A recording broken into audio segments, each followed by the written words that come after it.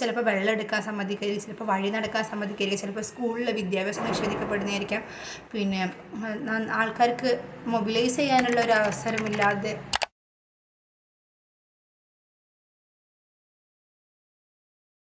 അപ്പോൾ അതിൽ ഇപ്പോൾ കേരള മോഡൽ ഓഫ് ഡെവലപ്മെൻറ്റ് ആ ഒരു സംഭവം എൻ്റെ ആ ഒരു മോഡൽ ഓഫ് ഡെവലപ്മെൻറ്റും അപ്ലിക്കബിൾ അല്ലെങ്കിൽ അത് പ്രാവർത്തികമാക്കിയ ഒരു സ്ഥലമാണ്, ഒരു കോൺസ്റ്റിറ്റ്യുവൻസിയാണ് വടകര. ഇപ്പോൾ പുതിയ ഒരു ഡെവലപ്മെൻറ്റിൻ്റെ ഭാഗമായിട്ടൊക്കെ ഉണ്ടാവുന്നത്. കാരണം എന്ത് മോഡൽ ഓഫ് ഡെവലപ്മെൻറ്റ് ആണെങ്കിലും അതിനൊരു സൈഡ് എഫക്റ്റ് ഡെഫിനറ്റ്ലി ഉണ്ടാകും. ചിലപ്പോൾ നെഗറ്റീവായിരിക്കാം, ചിലപ്പോൾ പോസിറ്റീവായിരിക്കാം. അപ്പോൾ ഇപ്പോൾ ഒന്ന് കണ്ടുവരുന്ന ഒരു പ്രശ്നം എന്ന് പറഞ്ഞിട്ടുണ്ടെങ്കിൽ കോൺസ്റ്റിറ്റ്യൂൻ്റ് ഒരു ചെറിയൊരു ഭാഗം അല്ലെങ്കിൽ ഒരു മേജർ ഭാഗം ഈ കടലിൻ്റെ അടുത്താണ്.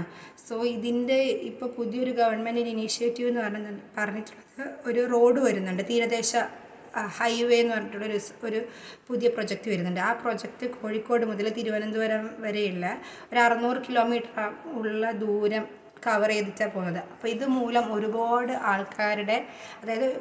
ആൾക്കാരുടെ വീടും അവരുടെ ആ ഒരു വീടും കാര്യങ്ങളൊക്കെ നഷ്ടപ്പെടാൻ പോവാണ്, ലൈവ്ലിഹുഡൊക്കെ.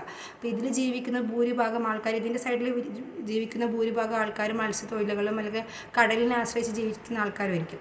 അപ്പോൾ ഇവർ നേരിടാൻ പോകുന്ന ഒരു വലിയ പ്രശ്നമാണ് ഇവരുടെ ലൈവ്ലിഹുഡ് നഷ്ടപ്പെടുക എന്നുള്ളത്. കാരണം ഇവർക്ക് കുറച്ചുകൂടി ആക്സസ് ഉള്ളത് ഈ കടലിൻ്റെ അടുത്ത് താമസിക്കുമ്പോഴാണ്, ജോലിക്ക് പോകാനും വരാനും. അപ്പോൾ അവരുടെ ആ ഒരു സംസ്കാരം തന്നെ ഇപ്പോൾ ഇല്ലാണ്ടായി പോകുന്നതൊരു ഭീതിയിലാണ് അവിടെയുള്ള ആൾക്കാർ. പക്ഷെ ഇങ്ങനെയുള്ള ആൾക്കാരെ റീഹാബിലിറ്റ് ചെയ്യാനുള്ളൊരു വഴിയും ഗവൺമെൻറ് തരുന്നുണ്ട്. പക്ഷേ അവർ കൊടുക്കുന്ന തുക വളരെ തുച്ഛമാണ്. കുറേ കാലങ്ങൾക്ക് മുമ്പ് അവിടെ ചെറിയ ഈ പൊളിറ്റിക്കൽ ഇഷ്യൂസ്, ഡിസ്റ്റർബൻസ് ഉണ്ടായിട്ടുണ്ട്. ഒരു കൊലയൊക്കെ നടന്നിട്ടുണ്ട്.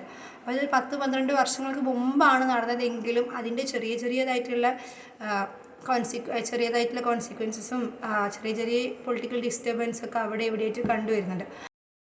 ഒരുപാട് കാര്യങ്ങളുണ്ട് ഞാൻ മനസ്സിലാക്കിയെടുത്തോളം, അല്ലെങ്കിൽ ഒരുപാട് ഇഷ്യൂസ് ഫേസ് ചെയ്യുന്നുണ്ട്. അപ്പോൾ ഈ ഒരു ഫസ്റ്റ് ഞാൻ പറഞ്ഞത് ഇപ്പോൾ ഇന്ത്യ നേരിടുന്ന സെക്യുലറിസം എന്നുള്ളൊരു കോൺസെപ്റ്റ്, അതായത് നമ്മുടെ ഇന്ത്യൻ കോൺസ്റ്റിറ്റ്യൂഷൻ ഉണ്ടാക്കിയതിന് ശേഷം, അത് നിലവിൽ വന്നതിന് ശേഷം അത് എൻഷുർ ചെയ്യുന്നൊരു കാര്യം എല്ലാ ജനങ്ങൾക്കും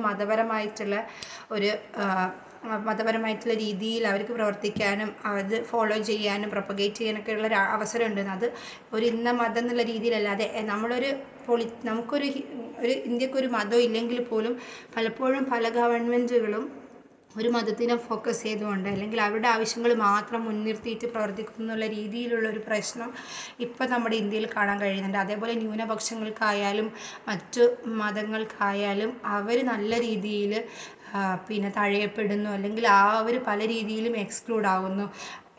എക്കണോമിക്കലി ആണെങ്കിലും എക്സ്ക്ലൂഡ് ആവുന്നു, സോഷ്യലി, പൊളിറ്റിക്കലി. കാരണം ഒരു മനുഷ്യൻ നമ്മുടെ കോൺസ്റ്റിറ്റ്യൂഷൻ എൻഷുർ ചെയ്യുന്ന കുറേ റൈറ്റ്സ് ഉണ്ട്, കുറേ ഫണ്ടമെൻ്റൽ റൈറ്റ്സ് ഉണ്ട്. പലപ്പോഴും അതുപോലും മിസ്യൂസ് ചെയ്യപ്പെടുന്നു, അതുപോലും ഡിനൈ ചെയ്യപ്പെടുന്ന ഒരു അവസരം ഇന്ത്യയിൽ ഇപ്പോൾ കാണപ്പെടുന്നുണ്ട്. രണ്ടാമത് ഞാൻ പറയുകയാണെങ്കിൽ ജെൻഡർ ബേസ്ഡ് വയലൻസ്. അത് പല കാലങ്ങളുമായിട്ടുണ്ട്, ഇപ്പോഴും അതിൻ്റെ ഇൻറ്റൻസിറ്റി കൂടി വരുന്നേ ഉള്ളൂ. നമ്മളുടെ ലീഗൽ സിസ്റ്റം ത്തിലുള്ള അപാകതകളാണോ അല്ലെങ്കിൽ ആൾക്കാരുടെ മെൻറ്റാലിറ്റിയുടെ പ്രശ്നമാണോ എന്ന് വെച്ചാൽ പല രീതിയിൽ ഇപ്പോൾ പബ്ലിക് സ്പേസിൽ, പ്രൈവറ്റ് സ്പേസിൽ, നമ്മളെ വീടുകളിൽ തുടങ്ങുകയാണ് ഈ പ്രശ്നം. അപ്പോൾ അതുമൂലം പെൺകുട്ടികൾ മാത്രമല്ല ആൺകുട്ടികളും പല രീതിയിലുള്ള നമ്മളിപ്പോൾ കേട്ടുവരുന്ന ഡൗറി റിലേറ്റഡ് ഇഷ്യൂസ് വരുന്നുണ്ട്, ചൈൽഡ് മാരേജ് വരുന്നുണ്ട്, ഏർലി ഏജിൽ തന്നെ ആൾക്കാർ പ്രഗ്നൻ്റായി പോകുന്നുണ്ട്. പിന്നെ ഒരു തേർഡ് ഇഷ്യൂ പറയുകയാണെങ്കിൽ ഈക്വൽ ഓപ്പർച്യൂണിറ്റിയുള്ള പ്രശ്നം. ഇപ്പോൾ ആർട്ടിക്കിൾ 14-15 എല്ലാ മനുഷ്യർക്കും, ഇന്ത്യയിലുള്ള എല്ലാ പൗരന്മാർക്കും ഈക്വൽ റൈറ്റ്സ്, ജോബിൻ്റെ കാര്യത്തിലായാലും ബാക്കിയുള്ള എല്ലാ കാര്യങ്ങൾക്കായാലും ഈക്വൽ പ്രൊട്ടക്ഷൻ നൽകുന്നുണ്ടെങ്കിലും നമുക്ക് ആ ഓപ്പർച്യൂണിറ്റി ആക്സസ് ചെയ്യാനുള്ളൊരു ബുദ്ധിമുട്ട് ഇന്ത്യയിലുണ്ട്.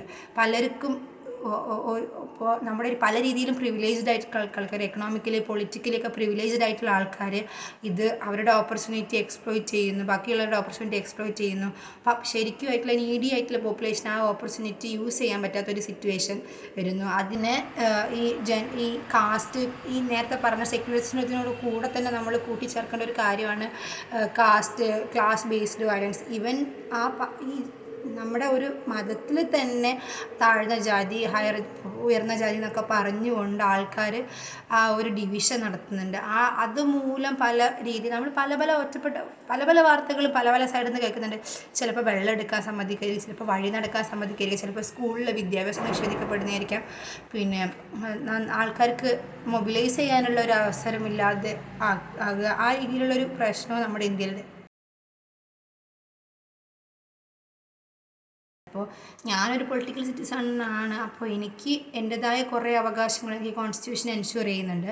അപ്പോൾ ഇതുപോലുള്ള കോൺസ്റ്റിറ്റ്യൂഷൻ എൻഷുർ ചെയ്യുന്ന പല അവകാശങ്ങളും പല വെൽഫെയർ സ്കീമുകളിലൂടെയും പിന്നെ പല ഗവൺമെൻറ് ഇനീഷ്യേറ്റീവുകളിലൂടെയും ഗവൺമെൻറ് അത് നടപ്പിലാക്കേണ്ടതാണ്. അപ്പോൾ ഇങ്ങനെ നടപ്പിലാക്കുന്ന ഓരോരോ ഇനിഷ്യേറ്റീവുകളും പിന്നെ അത് എൻജോയ് ചെയ്യാനല്ലെങ്കിൽ എനിക്കത് യൂട്ടിലൈസ് ചെയ്യാനുള്ള ഇൻ കേസ് എനിക്കത് നഷ്ടപ്പെടുകയാണെങ്കിൽ അല്ലെങ്കിൽ അതെനിക്ക് യൂസ് ചെയ്യാൻ പറ്റാത്തൊരവസ്ഥയാണെങ്കിൽ അതിനു വേണ്ടി ഞാൻ ഡിമാൻഡ് ചെയ്യും എപ്പോഴും. അപ്പോൾ എൻ്റെ പൊളിറ്റിക്കൽ റൈറ്റ് പറഞ്ഞതുപോലെ എന്നെ ഭരിക്കുന്ന ആൾക്കാരെ തിരഞ്ഞെടുക്കുകയും അവർ നല്ല രീതിയിൽ പ്രവർത്തിക്കുന്നുണ്ടോ നോക്കാനും പിന്നെ ഗവൺമെൻറ്റിനെ ക്രിട്ടിസൈസ് ചെയ്യാനും ഉള്ളൊരു ഓപ്ഷൻ എനിക്കുണ്ട്. അപ്പോൾ